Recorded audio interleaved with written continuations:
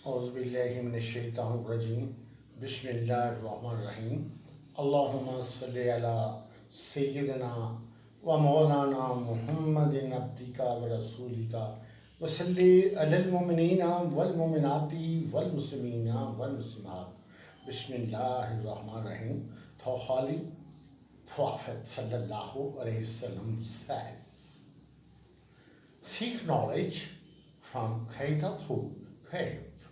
आप सल्लल्लाहु अलैहि वसल्लम फरमाते हैं कि माँ की गोद से गोद तक इल्म हासिल करो।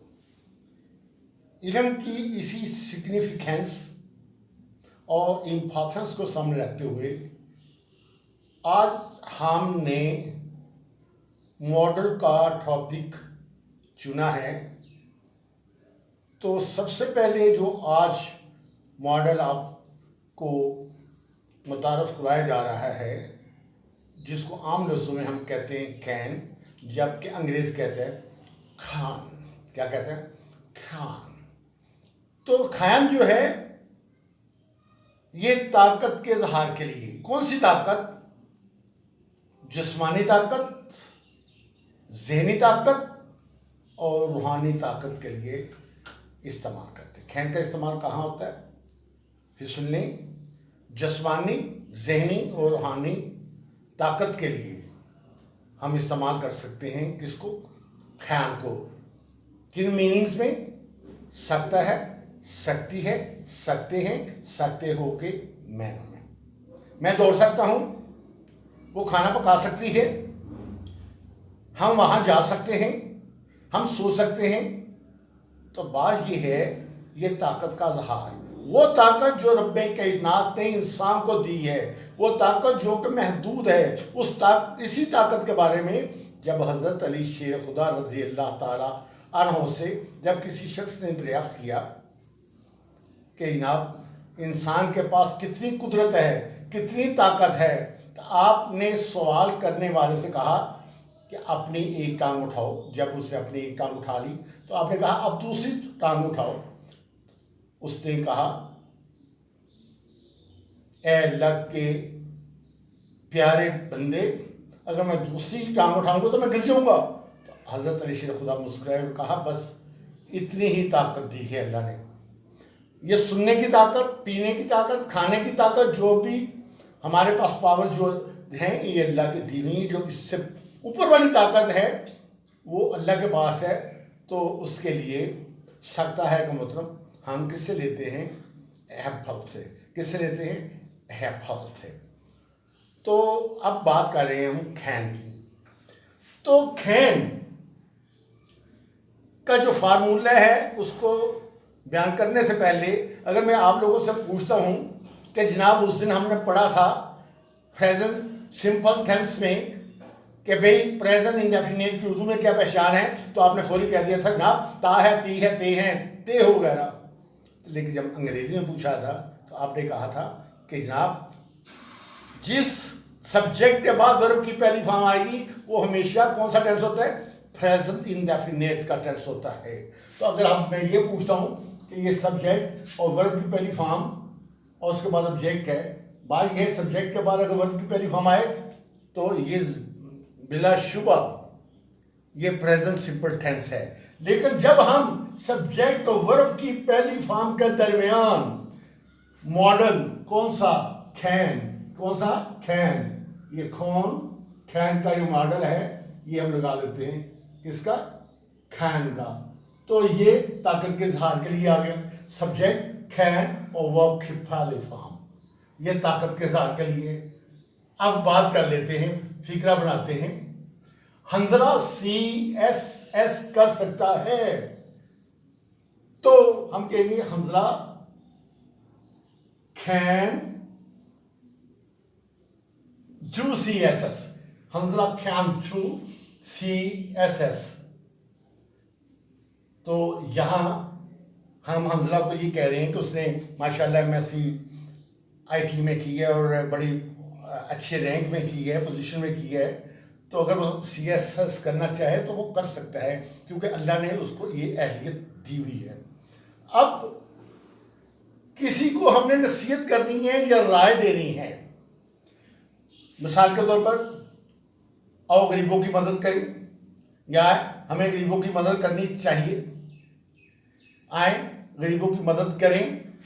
तो ऐसे अल्फाज, उर्दू के ऐसे अल्फाज के अर्थ में वाव, नून गुन्ना, ये वगैरह के अल्फाज आते हैं। अब यहाँ पे बात कर लेते हैं, हंजला की बात कर लेते हैं। हंजला को मैं बस ये एक अच्छा इंसान होने के नाते मैं कहूँगा, हंजला को मैं नसीहत करता हूँ कि हंजला आपको CSS करना चाहिए। तो अब जुमला करने से पहले ये देखना कि राय वाले फिक्रे में क्या होता है। जैसे सब्जेक्ट के पास वर्ब की पहली फॉर्म हो तो ये प्रेजेंट डेफिनेट है, अगर खैन लगा दें तो ताकत का इजहार बन जाता है। तो यहाँ पे चूक के हम लगाएंगे शुड। जब हम लगाएंगे शुड तो इसका मतलब है कि हम इजहारे राय कर रहे हैं। इजहारे राय के लिए क्या इस्तेमाल होगा? शुड। तो यहां ये फार्मूला बन गया कि शुड का, कि जान लें, जरूरी नहीं है कि जी फिक्र के हमने वो नून गुनाऊ ये अंग्रेजी का कोई फिक्रा हमें लिखा हुआ मिलता है या हमें सुनाई देता है और सब्जेक्ट के बाद शुड आ जाए तो समझ लें कि ये बयान करने वाला अपनी राय को पेश कर रहा है। अगर लिखने वाला है, अगर वो शुड का इस्तेमाल कर रहा है तो हमें जान लेना चाहिए वो अपनी राय को हायताए अल्फाज में ला रहा है। ये याद रखें कि सब्जेक्ट के बाद शुड होगा, वो फिक्रा एडवाइस वाला होगा। तो अब यहाँ पे है क्या है, हंजला को CSS करना चाहिए, ये एडवाइस है। तो ये हम कहेंगे Hanzala should, Hanzala should, Hanzala should do CSS, Hanzala को CSS करना चाहिए। अब आ जाता है मॉडल मस्ट। जब आपने अपने कुव्वत इरादी का इज़हार करना है, जब आपने किसी को तकीदन कोई बात कह रहे हैं, तो उसके लिए हम लफ्ज़ इस्तेमाल करते हैं इंग्लिश में सब्जेक्ट और वर्ब की पहली फॉर्म के दरमियान मस्त लगाकर, या हम सब्जेक्ट के बाद, जैसे सब्जेक्ट के बाद अगर खैन है तो हमें पता चलता है ये ताकत का इज़हार के लिए है। ये सेंटेंस अगर सब्जेक्ट के बाद शुड है तो हमें पता चल जाता है कि ये इज़हार राय का फिक्र है। अगर इसी तरह सब्जेक्ट के बाद मस्ट है तो हमें पता चल जाएगा कि ये कुव्वत इरादी का फिक्र है या तकीदन कोई फिक्रा है। तो इस हवाले से बात कर लेते हैं कुव्वत इरादी। भाई रात हो, दिन हो, सुबह हो, शाम हो, दोपहर हो, मौसम कैसा भी हो, हम अल्लाह को लाजमन याद करते हैं, हम लाजमन अल्लाह की इबादत करते हैं। तो ये बात जो है लाजमन, मैं आपको मिलने के लिए आऊँगा। कब आऊँगा? लाजमन। मैं आपसे वादा करता हूँ जनाब मैं आपकी शादी पे आऊँगा। भाई शादी पे तो मैं आऊँगा यार, आ जाए। मैं कहता यार ज़ल्ज़ला हो, तूफान हो, हालात कैसे भी हों, मैं लाजमन पहुँचूँगा। तो ये क्या है? डिटर्मिनेशन। तो डिटर्मिनेशन जहाँ पे आएगा तो समझें कि ये इसके लिए हम मस्ट का लफ्ज़ इस्तेमाल करेंगे। अब बात करते हैं कि हंजला को लाजमन CSS करना चाहिए। ये तकीदन उसको कहा जा रहा है। किसको? हंजला को। हंजला मस्ट, क्या होगा? हंजला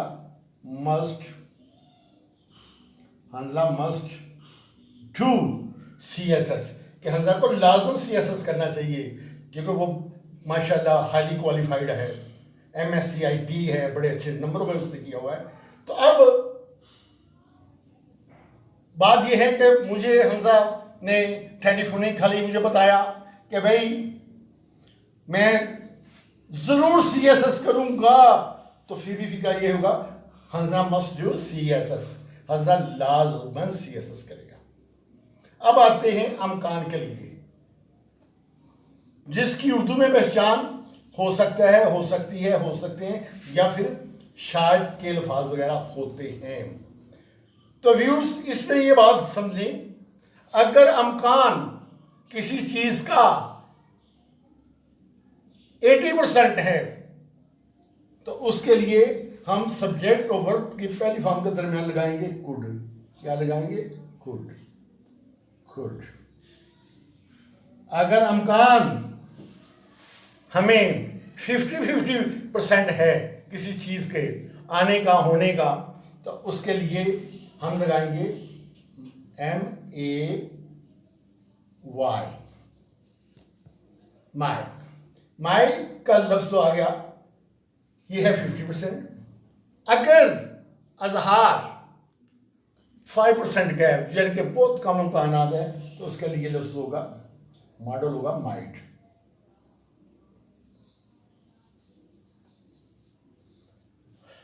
अब ये है, हंसला को मैं एडवाइस तो कर रहा हूं कि यार उसको CSS लाजमन करना चाहिए।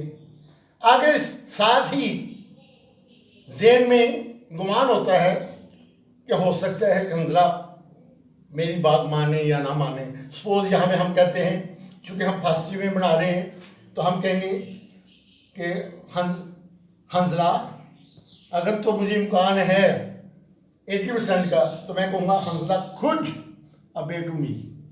हंसला खुद अबे टू मी। हंसला खुद अबे टू मी।